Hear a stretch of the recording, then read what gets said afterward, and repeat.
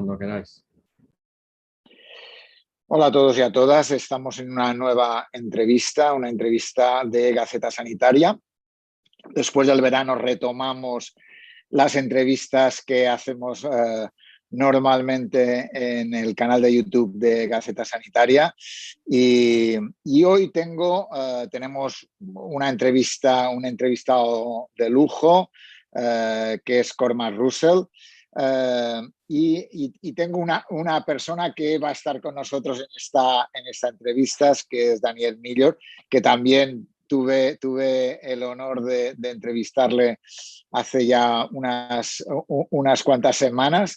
Y él, que como recordáis, arquitecto y salubrista, persona muy interesada en todo el ámbito de la equidad, pues nos va a hacer de introductor de Cormac en esta entrevista.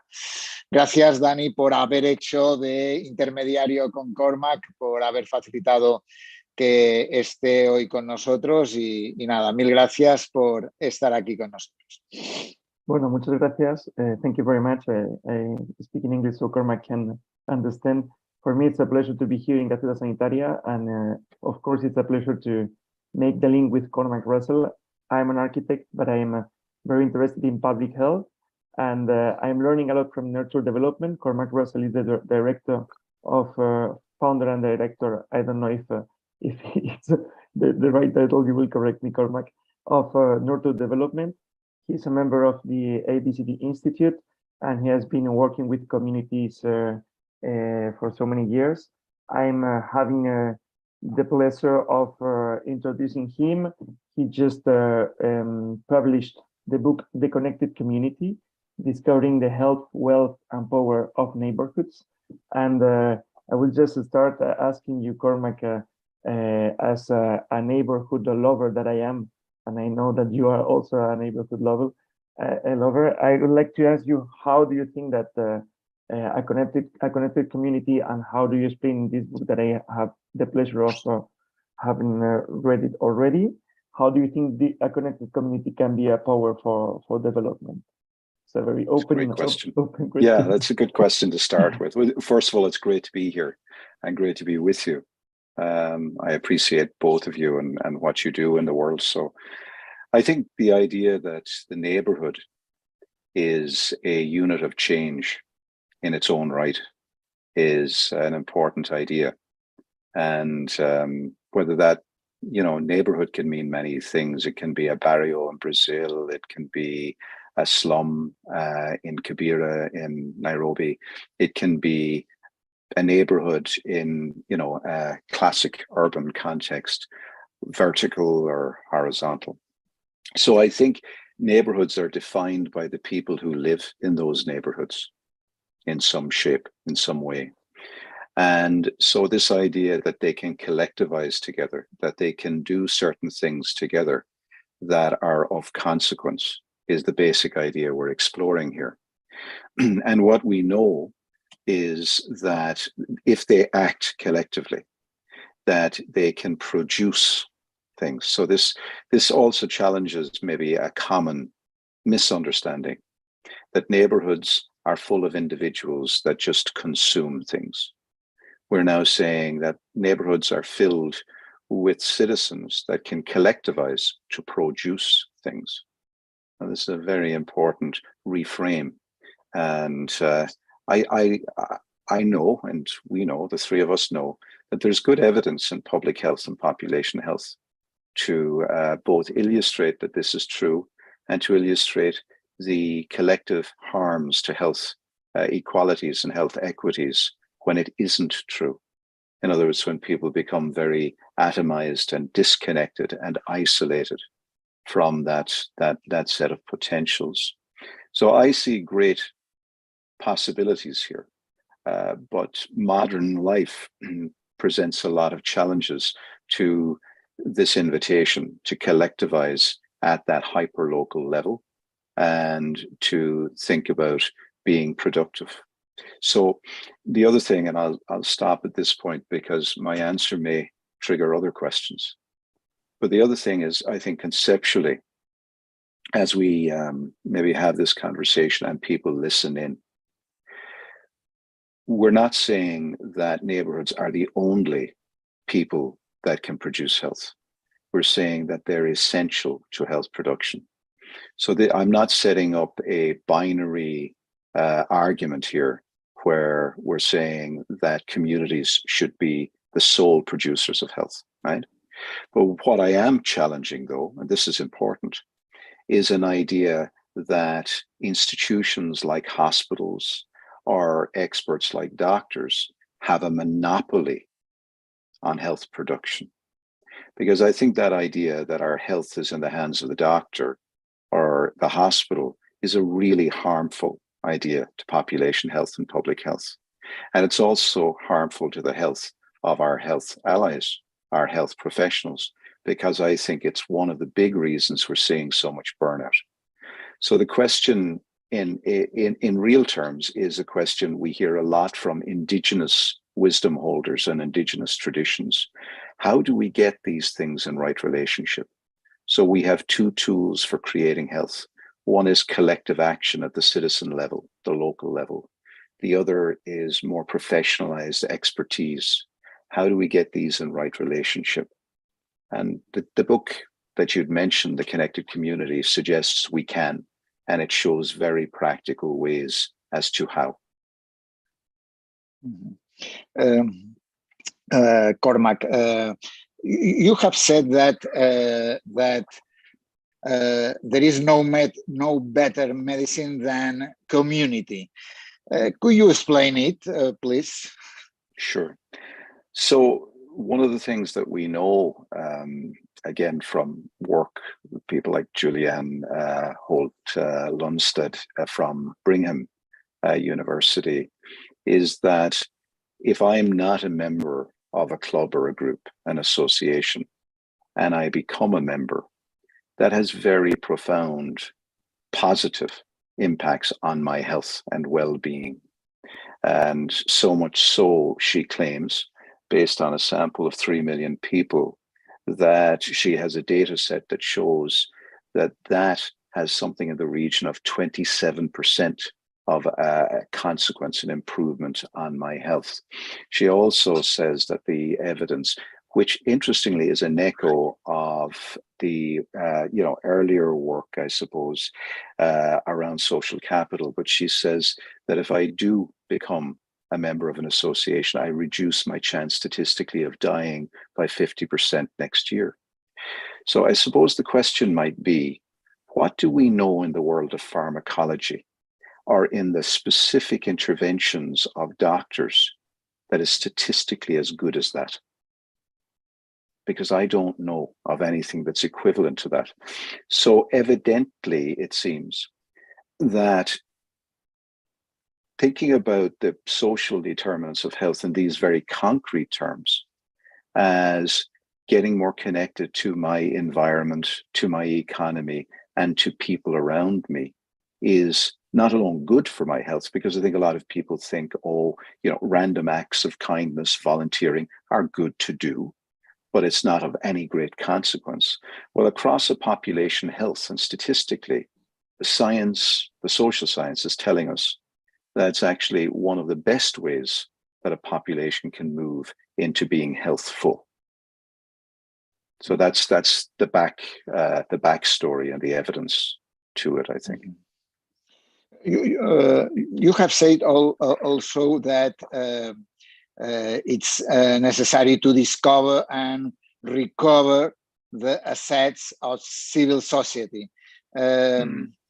Could you explain how is possible to discover and recover the assets?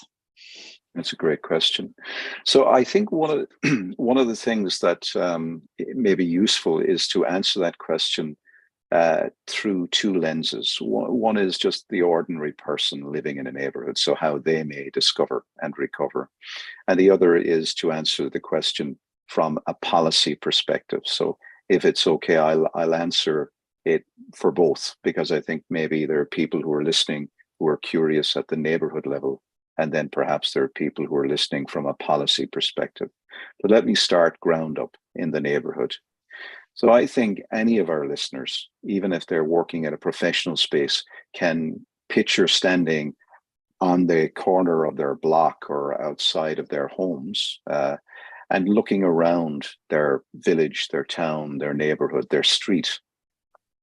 And I think broadly, we can see certain things. Certain things are visible, perhaps cars, perhaps buildings, perhaps people. But there are whole sets of things that are not so clearly visible. In fact, they're invisible. So what is invisible in our neighborhood? Well, what is invisible is the gifts, skills, talents, experience, knowledge, and passions of our neighbors. We don't know them, maybe one or two, but not many. Most people in modern industrialized societies might know a neighbor to, either side or above them if they live in a horizontal neighborhood, but we don't tend to know all of those assets. If you think about personal assets, we know perhaps the associations, the clubs and the groups that we're members of. So maybe we walk, informally with some neighbors, we walk our dogs. You could say that's an association. Maybe we're the member of a choir. But beyond these associations, very few people in a neighborhood could give you a comprehensive list of all of the ways that people are associating to have a good life, to have fun, to have laughter, to keep their neighborhood safe, to raise their children, to care for their elderly. They just simply don't know. So that's they're assets that are simply invisible, that we literally have to make visible in order for people to know. There are others like the local institutions. Many people don't know the great work that small local vendors do, not alone in selling produce, but also caring for people in the environment. We have a corner shop in our neighborhood, and when it snows, the shopkeeper actually goes to the homes of people who haven't come to collect their paper, older people, to check that they're okay. And this is not something that appears on the map of public health practitioners. They don't know about this person. But that person exists in our neighborhood. There's a guy who works for the Irish Health Board in our neighborhood who fixes washing machines, but basically does more to keep our older people safe than any other professional I know, including people who have health in their job title. So in all kinds of ways, we have these people in our neighborhoods, but we don't know that they're there, except when they're there, when we need them. So there are many others. There's also economy. So in all kinds of ways, there are circular things happening in our economy, which we may or may not know about. There's some neighborhoods where the euro goes around 3 times before it leaves the economy. There are other neighborhoods where every euro that is spent in that neighborhood, 70 cents leaves the economy immediately.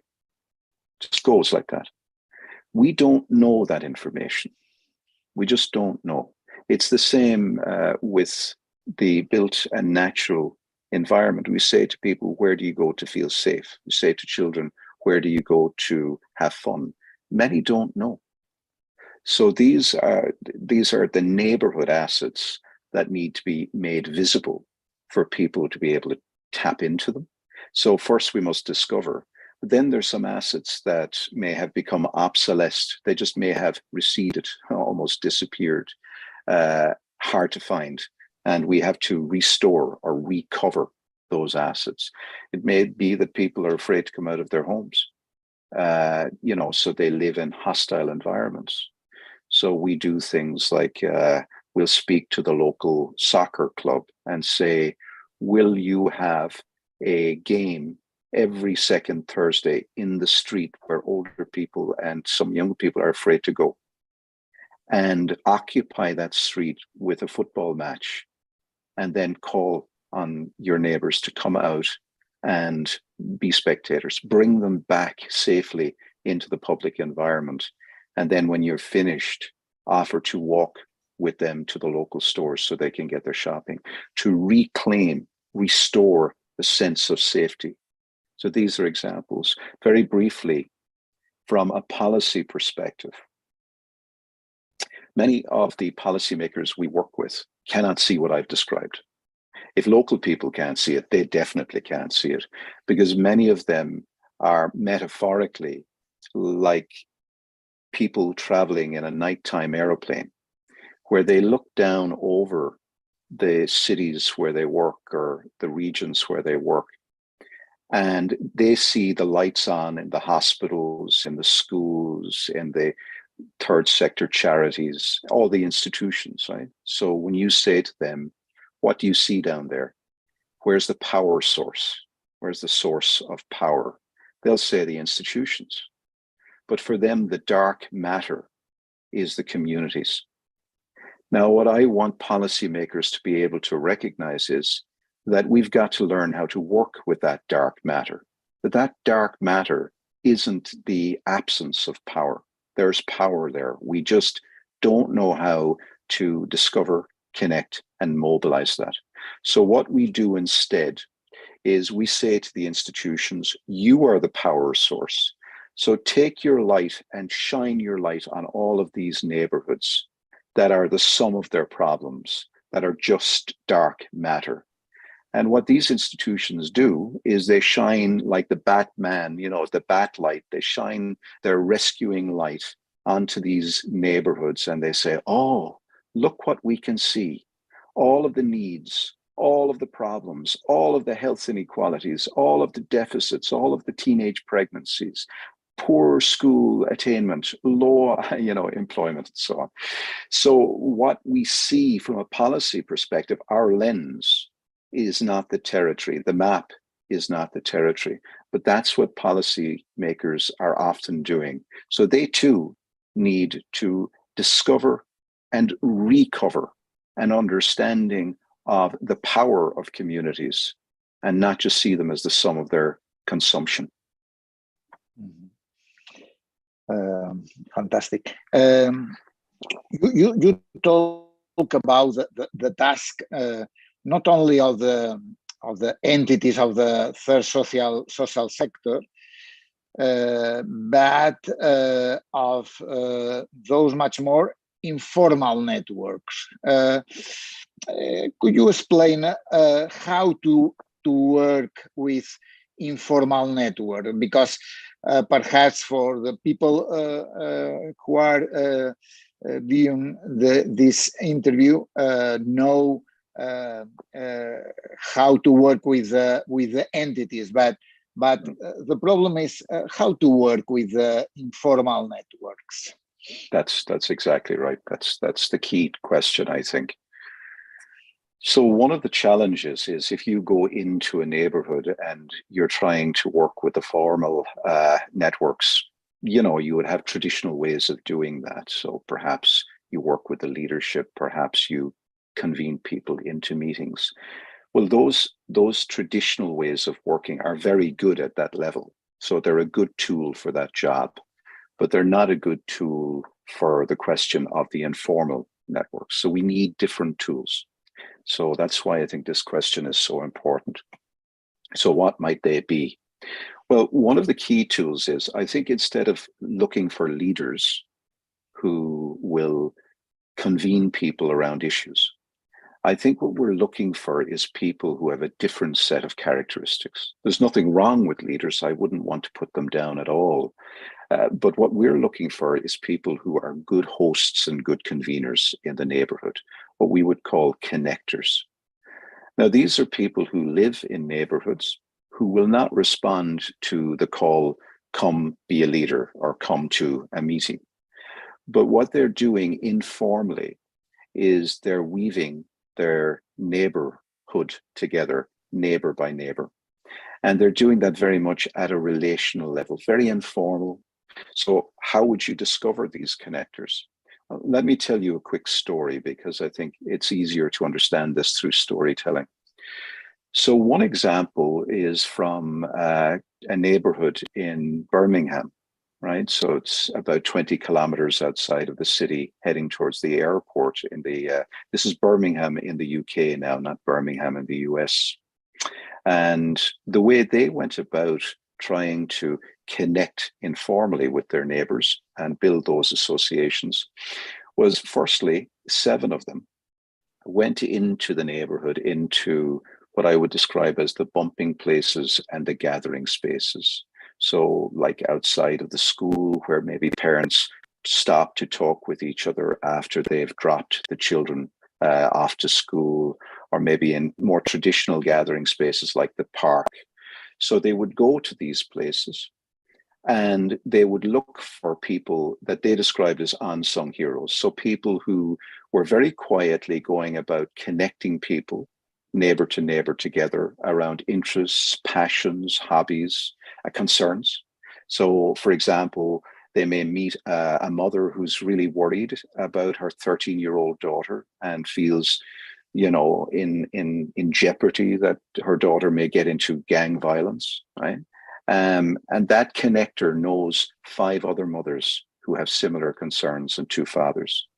What they do is they bring those people together. They do it intuitively. They're not trained to do this, but they bring them together often in their own homes, and they initiate a conversation. Now, what's interesting about these connectors is they don't direct the outcome. They don't say, here's what I think you should do. They say, you all have a common concern. What would you like to do together? And how can I support you? So it's very different, I think, to leadership. Now, what's interesting in that Birmingham neighborhood is when those 7 people went into the bumping spaces and they spent about 12 weeks listening and trying to discover these connectors, they found about 100 people. And once they heard the name of each person about 4 times, they knew that they were onto something. They knew this person was deeply connected. The average connector knows about 80 to 100 neighbors. Now, it doesn't mean they have to be. They're not disqualified if they know less or more, but on average. So what these 7 people then did was they went and visited each of these people and had a conversation with them in their homes and just told them how people were positively appreciating what they were doing, that they were telling stories about how their relationship building mattered. But as well as honoring them, they invited them to come to a party, and they invited them to invite 4 people from their block or their street to come with them. So what's really interesting here is you start with 7 people. They find 100 connectors who each know many other people. They then ask those people to invite other people. So what I'm describing to you is community building. So, or community animating. It's very different than come to a meeting, or let's meet all of the leaders, or let's get the charities to do some work and we'll pay them to do the work. It's a very different way of doing the work. But now you've got 500 people who are coming along to a party, not a meeting, to celebrate what they've achieved. And there's lots of things they have achieved because that's how the work is done. So you see this kind of phenomenological approach being used where there's no direction. We're just simply going with the natural rhythms of the neighborhood. But then when you sit down with those 500 people, you've got a very strong coherence in terms of bridging capital and bonding capital and gathering capital. So you've got quite strong social cohesion. So then when you have conversations over the course of a number of years with those people and they begin to identify priorities, the connectors act like glue. They hold the cohesion of the group together. And this is often something that leaders struggle to do. So these connectors are an important dimension, I think, in ensuring that you get the population or the culture change that we're trying to get to. Perfect. Carlos Álvarez Dardet, he's the Gaceta Sanitaria director, sent us a question. Do you feel communities need to develop political skills? Yes. Yes. Political skills as distinct from partisanship or polarized opinions. So I think what I'm describing is the rekindling of democracy.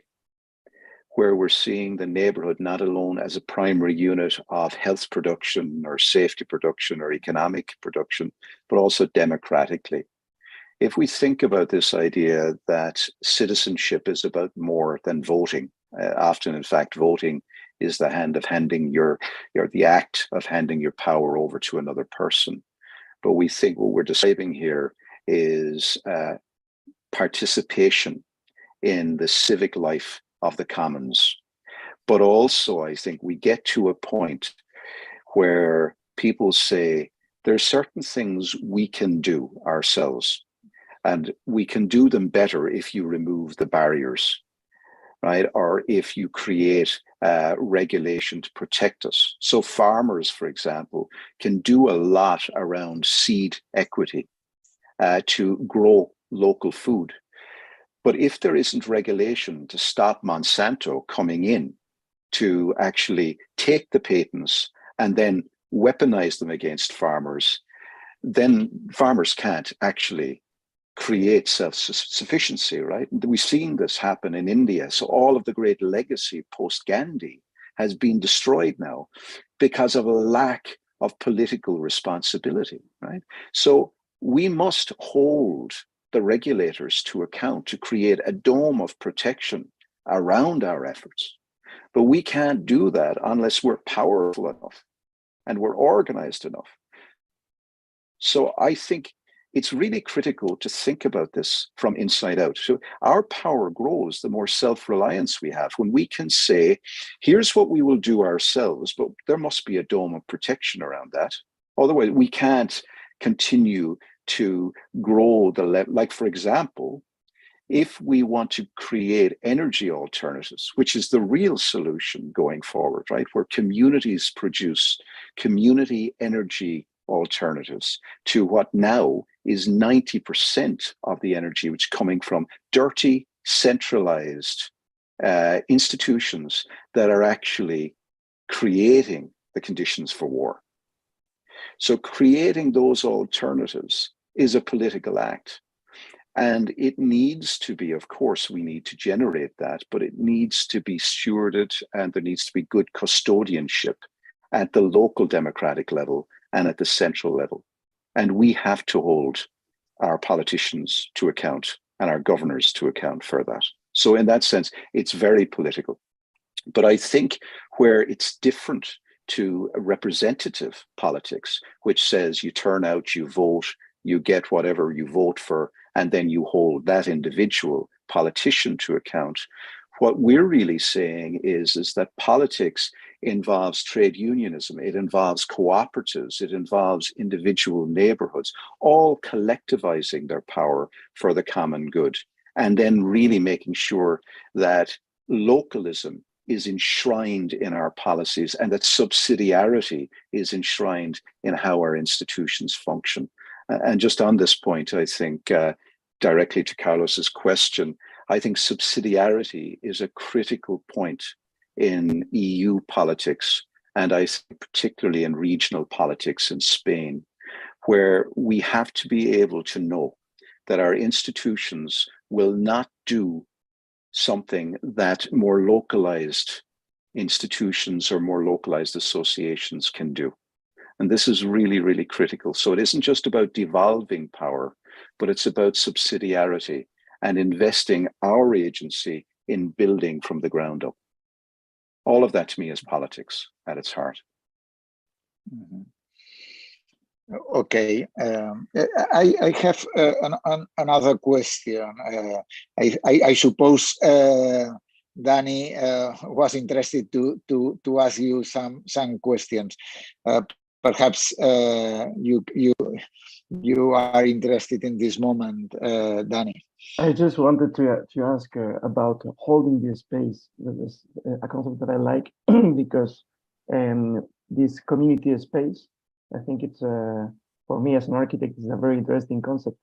And in the moment that this space needs to be held, I would like to ask you how, as a professional how a professional that is working in the citizen space can have a healthy role that is not taking the place of the community.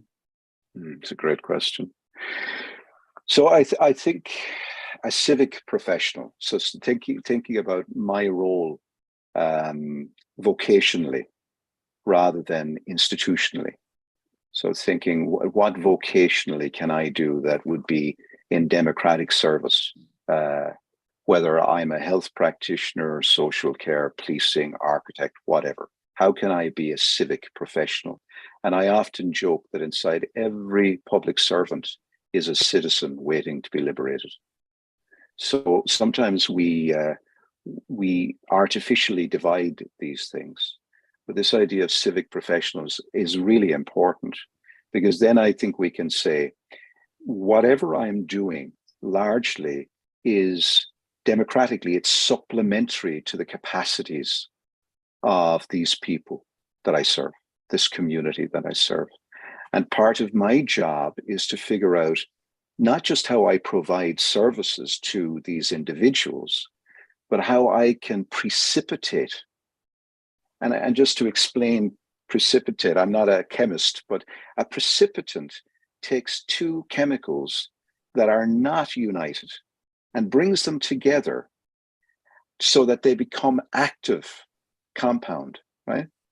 But there is nothing in that compound, that new chemical, that new chemistry, that has any of the precipitate in it. In other words, you're precipitating not to direct, but to support citizen-led action. So I would say to professionals, you have two jobs, actually.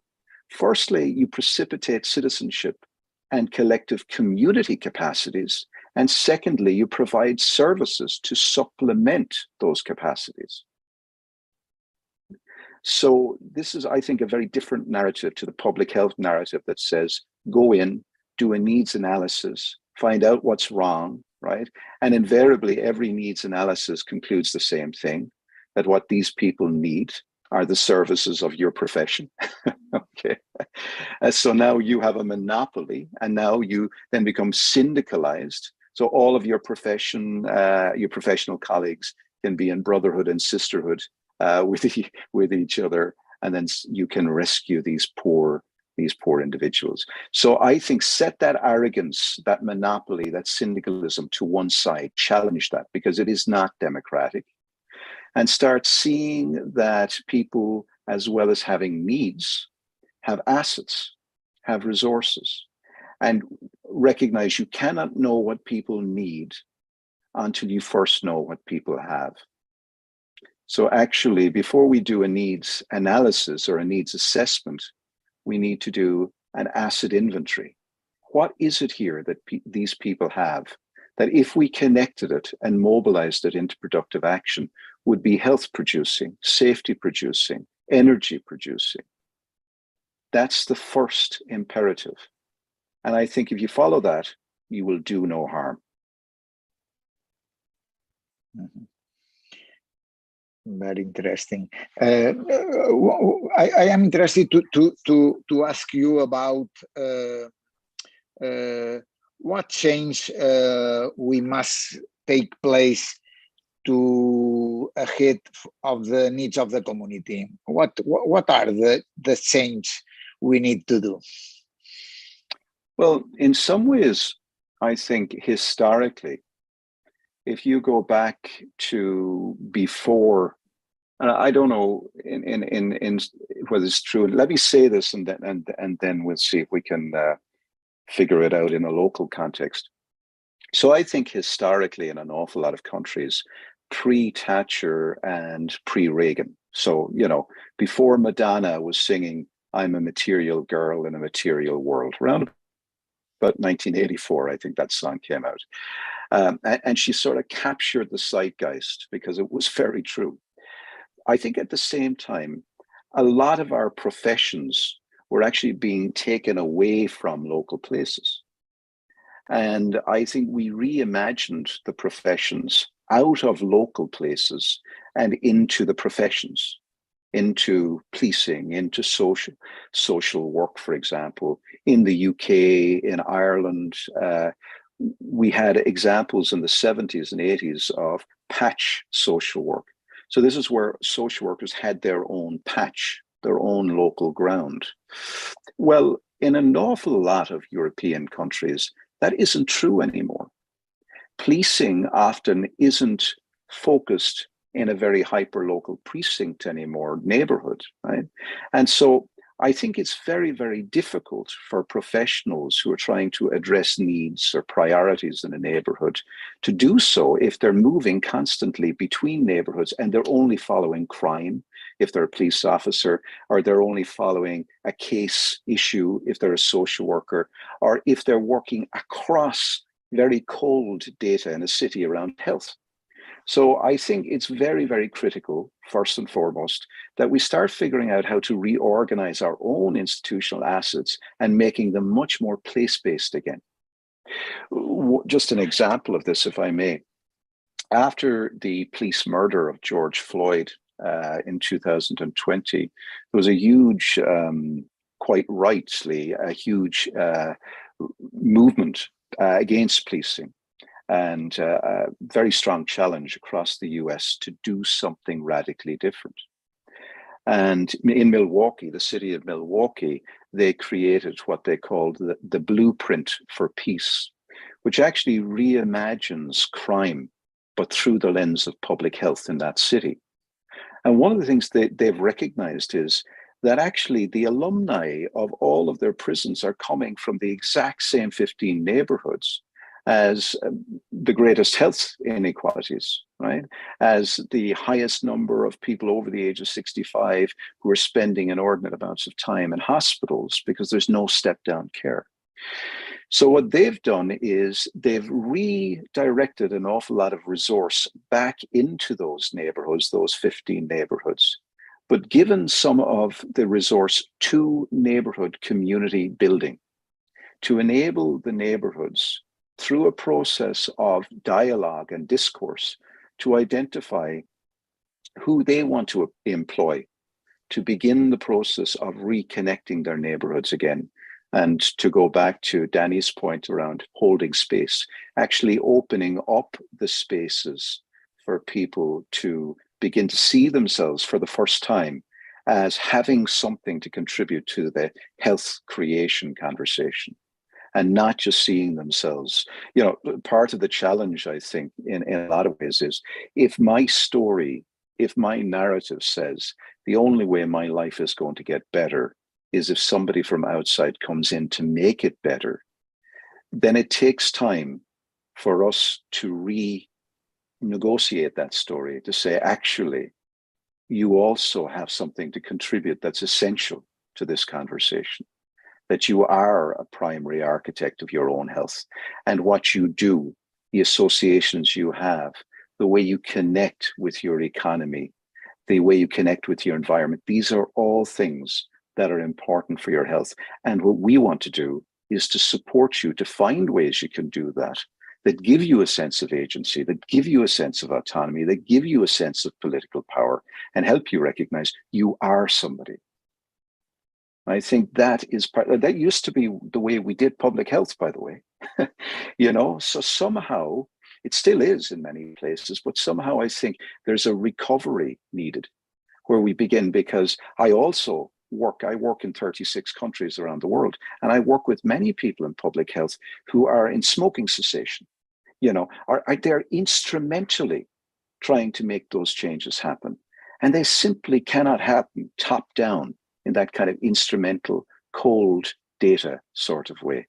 We need to get more in the action, jump into the trenches, if you like, and really start a different conversation. We won't lift communities up by putting them down. Mm-hmm. And what do you think about we might do in a social reconstruction in the post-pandemic context? What do you think we need to do in this context? One of the things that's really striking, I suppose, we're moving into what perhaps we might call a pandemic conscious future. So I think we need new relationships with air in much the same way as, with TB, we've, and other such challenges. We renegotiated the physical spaces. We renegotiated how we thought about open spaces.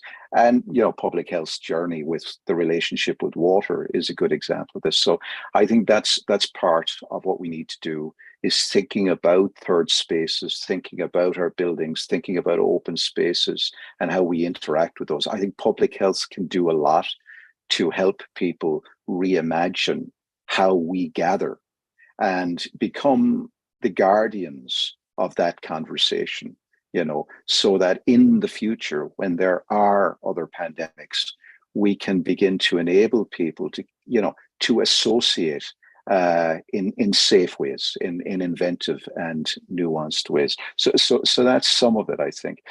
One of the things that was really striking for me during the periods of lockdown, when we really weren't quite sure what exactly was happening, and we were asking people to shelter in place as we tried to figure out exactly what was going on, was that from a social construction point of view, what we saw, and I'm using my hands here to illustrate this, was almost like a hydraulic relationship. Whereas before the pandemic, I think in terms of health and safety and, education, parents, families, communities were quite low down, in terms of the level that they were producing these things at.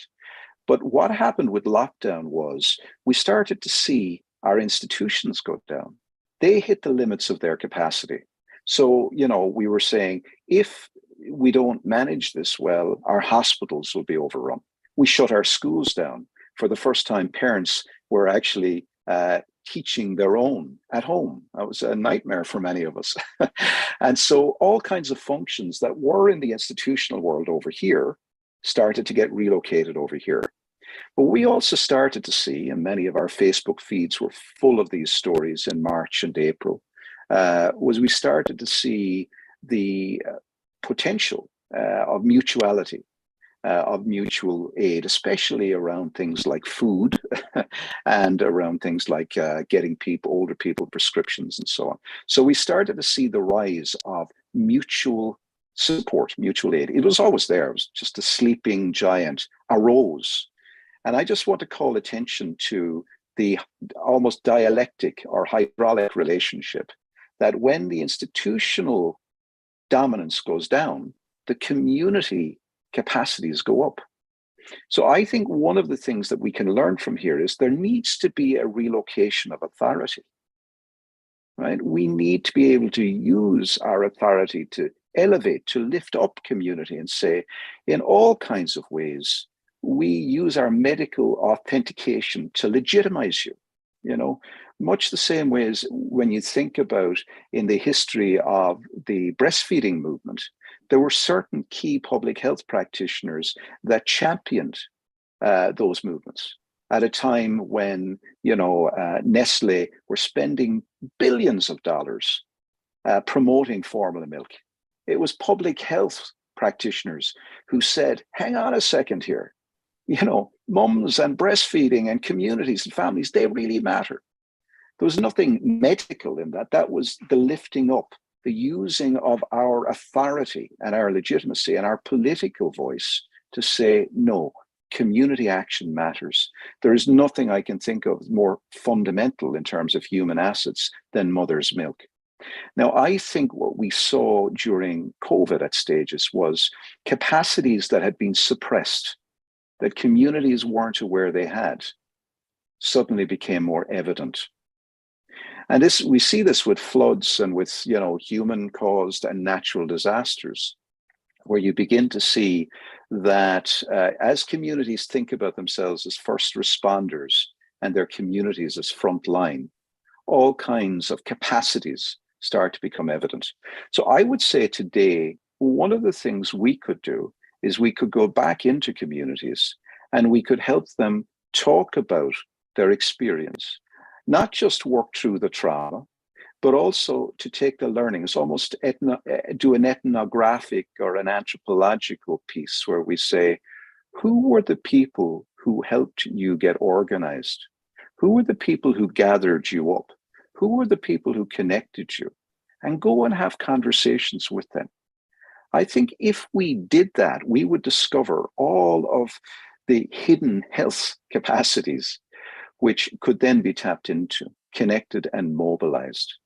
And I think it would be a great way of honoring what they did during the pandemic, but also, I suppose, leveraging, for want of a better word. It's not a great word, but maybe inviting into further possibility those capacities to say, what would you like to do now? You know, so that we're not waiting for a crisis or an emergency to precipitate citizen-led action.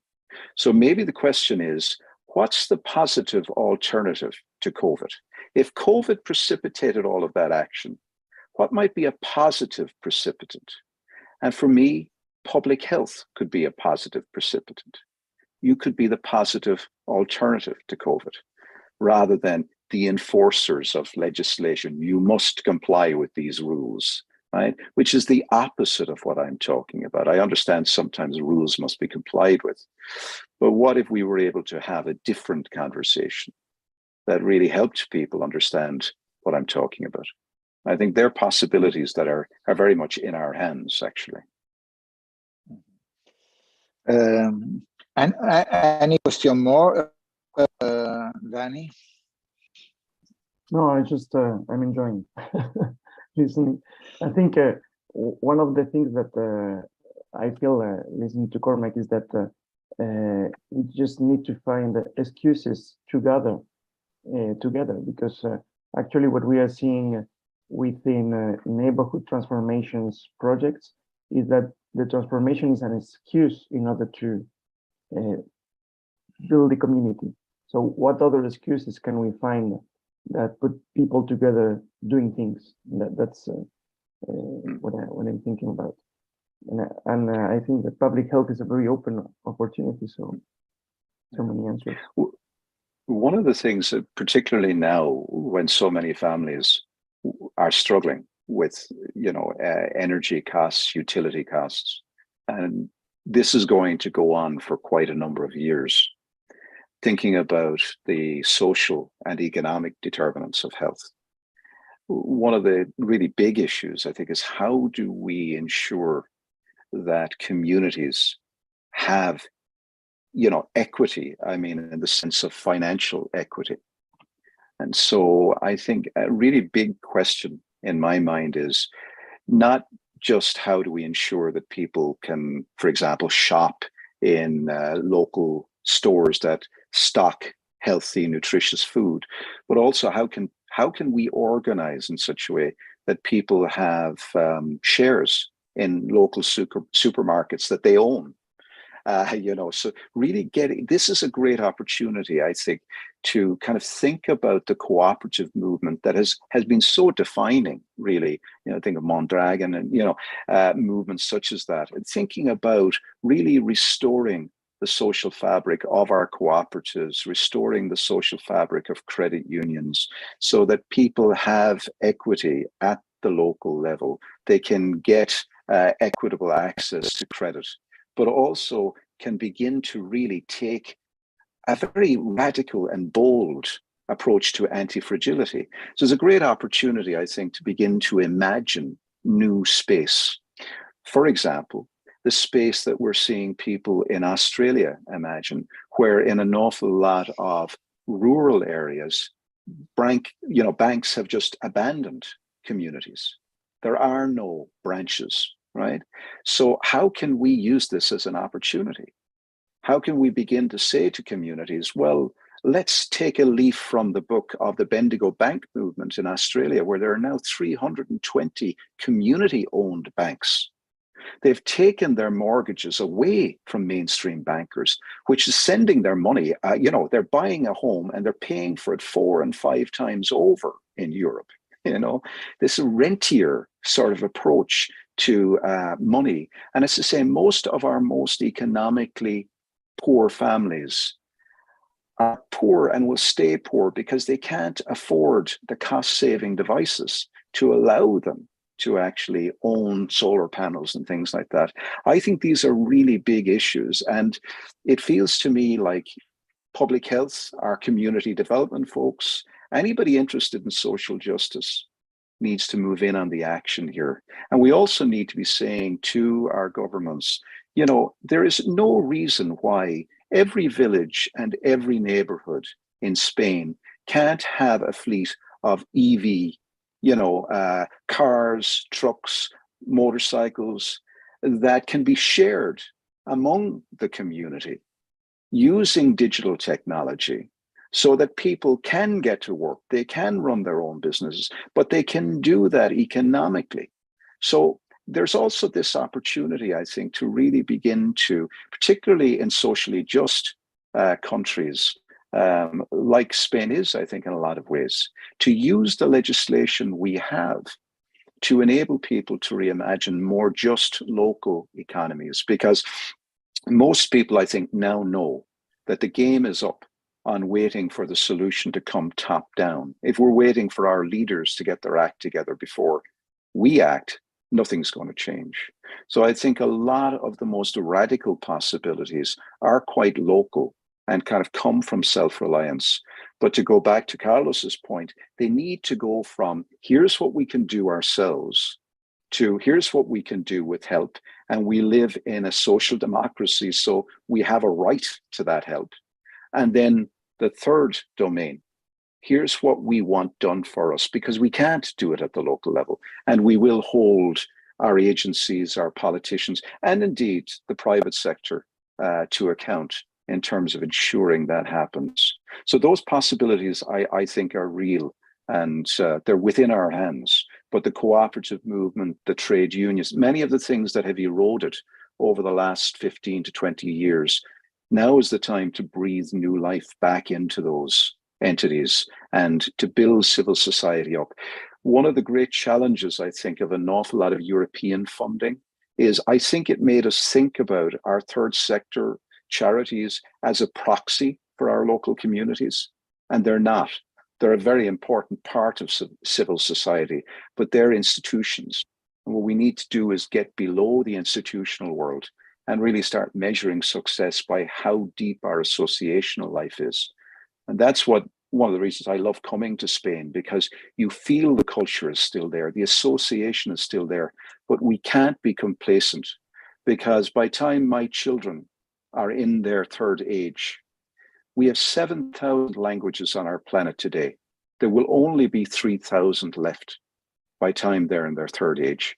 So we're not just seeing ecocide on our planet, we're seeing ethnocide. Our cultures are disappearing. In a way, this crisis could be an opportunity to set down a very clear demand to reclaim those cultures again, because it's very hard to have health without culture.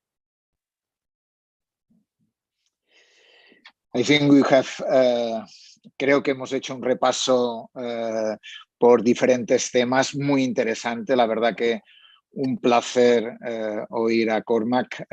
Su nivel de conocimientos es fantástico y su manera de explicar es de una claridad absoluta, ¿no? Espero que, a pesar del inglés, hayan podido seguir esta entrevista de una manera fácil. La verdad que su inglés es muy fácil de seguir y, por tanto, muchas gracias a Dani por haber facilitado. Anything more? Anything question you can say to finish this interview? Cormac? Oh, I think, yeah, we can let Cormac finish. For me, it's been a real pleasure to be here learning and listening. So if you have, Cormac, some point to finish. Well, just to say thank you to both of you and to those who've shared questions in the conversation. I feel very strongly that these kinds of forums and these dialogues are critical. You know, that the body politic needs a brain, and the brain is dialogue that isn't about position. It's thinking about our ideas, not with them. So it's always so nice to have these civil spaces. And I think that idea that the civil domain or the civil space of the neighborhood is where there's huge opportunity. So I suppose the question might be, what are 3 small things that everybody listening could do in their neighborhood or in the neighborhoods that they work in which would enable people to get better connected and have conversations like these? Maybe that's the question we could leave people with. Thank you very much, Cormac, for your words, your things you said us in this interview. Mil gracias a Dani. Thank you, Dani.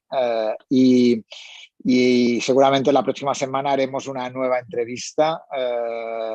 Gracias a Cormac por esta maravillosa entrevista. Gracias a Dani por hacer de facilitador de la misma y seguimos en Gaceta Sanitaria intentando aportar elementos que puedan ayudar a un mejor debate sobre la salud pública, sobre la salud comunitaria, sobre el papel de la comunidad, que sin duda alguna es de lo que hemos hablado en esta entrevista. Gracias y gracias, Dani, gracias a todos. Un placer. Bye. Muchas gracias. Gracias, don Carlos.